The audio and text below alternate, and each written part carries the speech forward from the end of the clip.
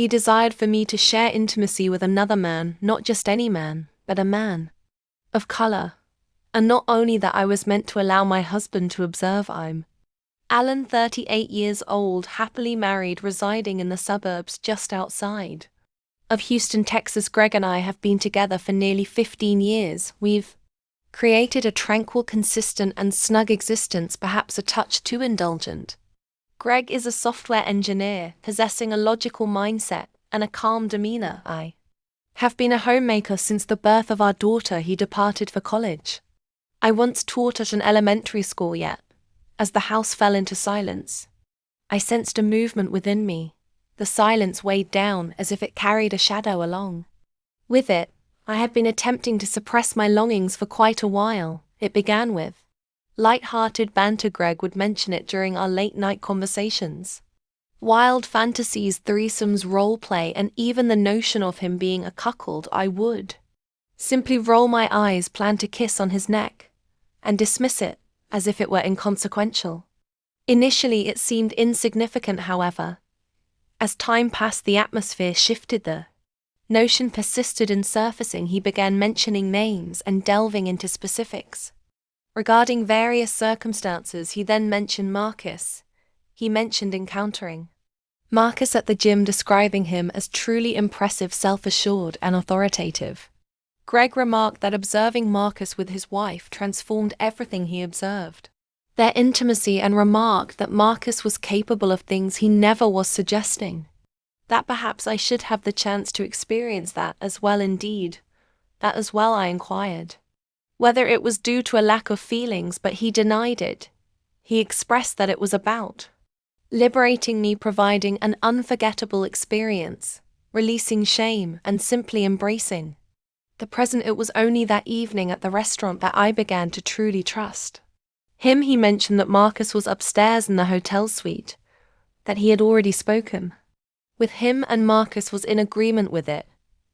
Greg settled the bill, and I exited the restaurant trembling. However, I trailed behind him into the lift. As it ascended, I continued to gaze at my image in the reflective surfaces surrounding me. Flawless lipstick, beautifully curled hair, eyes wide with fear. My heart yearned for freedom, yet my legs remained anchored in place. The hotel door swung open just as Greg lifted his hand to knock, revealing Marcus, clad only in black joggers, his torso bare. His broad chest was adorned with tattoos, and he gazed into my eyes with a subtle smile, as if he already understood. He assumed control. Silently, he moved aside, granting me entry. The air was infused with the scent of cologne and sweat, illuminated by gentle lighting while champagne rested on ice, ready to be enjoyed. Greg settled into the corner armchair, a spark of excitement evident in his demeanor. Without uttering a single word, Marcus approached, placed his hand on my hip, and leaned in to murmur, "If you want me to stop, just say the word, but tonight you belong to me." I remained silent and allowed him to continue. He pressed his lips against mine. He seized me with fervor, asserting his dominance, and tore the straps of my dress in mere moments. I found myself utterly vulnerable. His hold was firm and unwavering as he raised me effortlessly and softly placed me on the bed. As he removed his joggers, the atmosphere transformed, dense, intense, and charged. My body became still as my thoughts surged forward. Yet what of my spirit? It had vanished. Marcus' touch conveyed a depth of understanding that I had never experienced before, resonating with every single breath, every move, every sound. He understood precisely how to dismantle my barriers with care. As my husband observed, gradually indulging himself, his eyes brimmed with wonder. I lost track of the number of times I reached that peak. Time vanished entirely. Beads of perspiration trickled down my voice, trembled. My body felt unusual, as if it were Marcus, and he infused his rhythm throughout me. When he finally collapsed next to me, my legs were quivering uncontrollably. My husband approached, pressed a gentle kiss to my forehead, and I murmured, "Thank you." As I gazed at Marcus, he offered me a smile. At that moment, I realized I would never be the same again. I awoke with a sense of soreness, not merely in my body, but also in my heart, mind, and spirit. My body throbbed in places I never realized could feel such pain. My throat felt raw from the sounds I had produced. And my legs continued to tremble. My spirit seemed ensnared in an unfamiliar realm. Caught in the conflict between longing and remorse, Greg lay beside me deep in slumber. Utterly serene, his arm lay softly around my waist. I glanced over at him. He appeared serene and satisfied, a gentle smile gracing his lips as he slumbered as if he had just experienced the most wonderful dream. Yet my thoughts continually wandered to Marcus, his rich voice, the way his hands enveloped me, the pressure of his body against mine, and that exhilarating sensation of being extended. A transformation had occurred within me. He had reached into a part of my being I had no idea it existed. And now it clings to me relentlessly. I really had no desire to at that moment. Greg began to awaken. As I stirred awake, he pressed a gentle kiss to my shoulder and murmured, "You were incredible." I offered a faint smile. To be honest, it was real. I was more than merely performing. I found myself entirely immersed in the experience, fully enveloped, and I yearned to relive that sensation. That afternoon, Greg prepared breakfast for us in our hotel room, and we attempted to embody the essence of a typical couple enjoying a weekend getaway.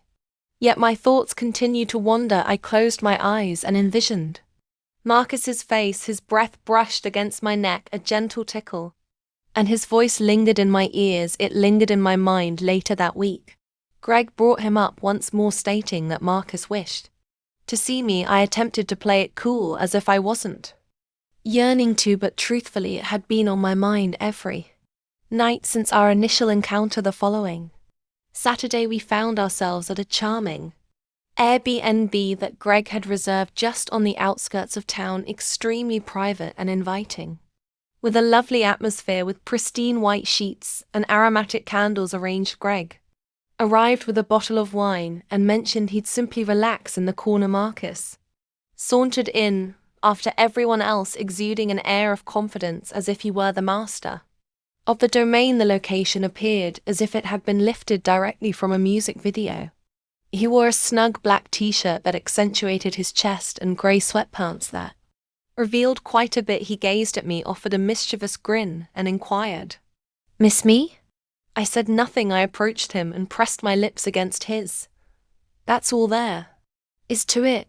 The moment carried a unique essence, profound and unhurried. He savored each moment, slowly removing my garments, planting kisses on every part of my skin, murmuring tender phrases that left me trembling. He guided me onto the couch, parted my legs, and entered as if my body had been anticipating his arrival. Greg remained still once more, yet on this occasion shift had occurred. His eyes revealed everything. The thrill remained, yet an additional emotion was beginning to surface, perhaps envy, perhaps remorse. To be honest, I had my doubts. It was of no concern to me in that moment. My body felt as though it was no longer my husband's, like it belonged to someone else entirely. Marcus murmured my name as if it were sacred. Initially, his touch was gentle and playful, leading me to the brink. Then he entered me forcefully, consuming me until I could no longer contain myself. I let out a cry, my moans echoing as I pressed my teeth into the pillow to stifle the sound. Yet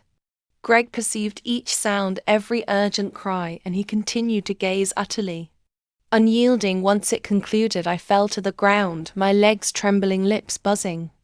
As Marcus remained in his seat, he drew me near and began to weave his fingers through my hair. Greg approached and pressed his lips to my forehead once more.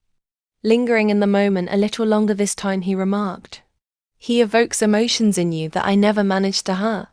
I remained silent. He was already aware. Following that night, everything changed. Marcus reached out to me via text simply to see how I was doing, mentioning that he was just saying hello. However, there was an undeniable spark in his words. As Greg slept soundly, I found myself reaching for my phone to text him back. In the quiet of the night, I found myself revisiting our conversations in the bathroom, my heart pounding and my fingers restless. I was completely captivated. One afternoon, Marcus reached out to me with a request to meet up without Greg. I found myself staring at the message for nearly an hour before I finally decided to say yes. We encountered each other at a hotel located on the fringes of town, devoid of any cameras, entirely by ourselves, only an urgent, unfiltered longing the instant I entered. Marcus seized me, pressed me against the wall, and kissed me as if he had been longing for me endlessly. That night erupted with fervor, no candles, no elaborate wine, just raw, unbridled desire. He thrust me against the dresser, raised my skirt, moved my panties aside, and entered me in one swift motion. It was untamed and intense. I shouted his name, and he responded with a low growl. We both reached our peak. Had done it 3 times before he did. Upon arriving home that evening, I discovered Greg in the living room, completely engrossed in a television show. He inquired whether I enjoyed shopping, and I merely nodded in response. He smiled, yet I found it impossible to meet his gaze. Later in the shower, I allowed the water to run hot, attempting to cleanse my skin of Marcus' scent, yet it resonated within me far more profoundly than it ever did for anyone else. Beyond the physical, it struck me at an emotional level. Greg began to observe my During dinner, my mind wandered, and I felt a sense of emotional detachment. As the night unfolded, I came to understand that I had been focusing on my own emotions far more than on him. Just staring, I was transfixed by my phone, much like a young person eagerly anticipating a message from someone they admire. One evening, he finally voiced it. "You're falling for him, aren't you?" I stood still. I attempted to reject the truth, yet I found it impossible to deceive myself. "I'm uncertain," I murmured. He rose and strolled off. It marked the first occasion when he refrained from kissing me on the forehead. That was my time to shine. As my relationship with Marcus deepened, I began to withhold information from Greg. Initially, a sense of guilt washed over me, but it quickly transformed into an exhilarating surge of energy. Marcus revealed an aspect of my identity that was previously unfamiliar to me. He instilled in me a sense of power, allure, and longing. He seized the moment with an authority that compelled me to surrender entirely, and I did. One evening, Marcus gazed at me there. I was sprawled out, vulnerable in his bed, and uttered words I never anticipated. "If I desired, I could have you." I chuckled quietly, yet truthfully, I felt uncertain about the notion of being whisked away. I reclined, shut my eyes, and allowed the soothing bath water to relieve my weary body. Yet no luxurious soap or tender caresses from my husband could erase what was already embedded deep within me. I found myself completely captivated by Marcus, even with Greg's hands on me. It was Marcus, I sensed as Greg's lips brushed softly against my cheek. My thoughts wandered to the harsh grip of Marcus on my neck. Every soft, the more I reached out, the deeper my desire grew for that untamed essence I yearned for. As the weeks passed, the secret I concealed from my husband evolved into an entirely different lifestyle. Initially, Greg seemed oblivious. Perhaps he was reluctant to confront reality, or believed it was merely a fleeting moment I would eventually move past. However, I did not. I became even more immersed in it. Marcus began sending me messages during the late hours, and occasionally I would slip out while Greg remained in slumber. At times, I would fabricate reasons for attending yoga or brunch, but truthfully, all I truly desired was him. Marcus spoke to me with such fervor regarding me, not as a delicate woman, but as someone extraordinary, a cherished secret he held dear. I was no longer the woman Greg had wed. I had transformed entirely. One evening, Marcus arrived at our home. Greg had extended an invitation, and I almost gasped when I laid eyes on him at the entrance. Greg uncorked a bottle of wine and set the mood with some music. I engaged in the moment and invited Marcus to take a seat and relax. My hands trembled as I poured the wine. I understood what was happening. Greg wasn't losing control. He was revealing his authentic self. After dinner, Greg relaxed on the couch and made a remark that completely shifted the atmosphere. "I'm eager to watch once more, but this time I'm curious to see the limits of your journey." His voice was steady and detached, akin to an observer at a match rather than a spouse on the verge of deceiving his partner. He invited me into his home, and I cast a look at Marcus. He approached with a measured Pace accepted the glass from my hand and placed it down with care. Silently he guided me.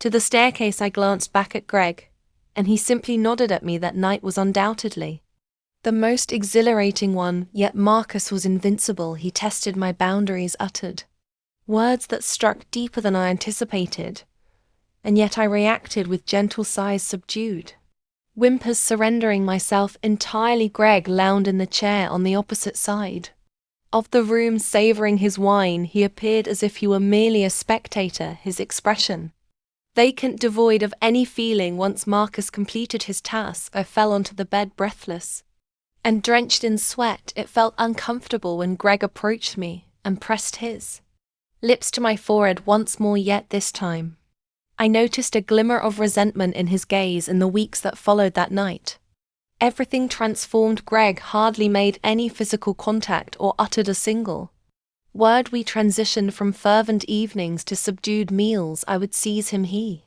gazed at me with an absent expression, as if he were reflecting on the person I once was.